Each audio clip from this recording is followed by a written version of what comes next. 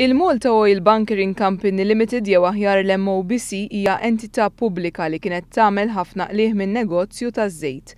Flus li l-Gvern dam idaħħal sakemm il-Ministru li dak iż-żmien kien responsabbli mill-Enemalta Austin Gatt ikkonvinċa lill-Kabinett biex l-MOBC ma tibqax tinnegozja ż-żejt.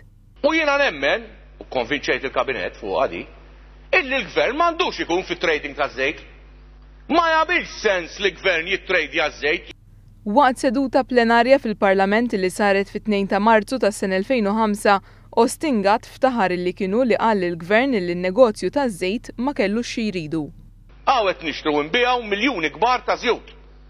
U jien ma nemmix li l-Gvern għandu jkun hemm u konvinċejt il-Kabinett fuq di u trasferejna l-MOBC minn kumpanija li topera fil-xiri u beħ ta' bunkers u tikkompeti mal-privat Malti għal kumpanija li tistorja ż-żejt. Għalhekk fuq parir ta' Austin Gatt, ix-xogħol li kienet tagħmel l-MOBC tħalla l-kumpanija privata. Fil-fatt ix-xogħol tan-negozju taż-żejt bdiet tagħmlu l-IBOL, kumpanija li għandha bħala wieħed mid-diretturi tagħha lil Tancred Tabone, il-kuġin tal-eks Ministru Austin Gatt.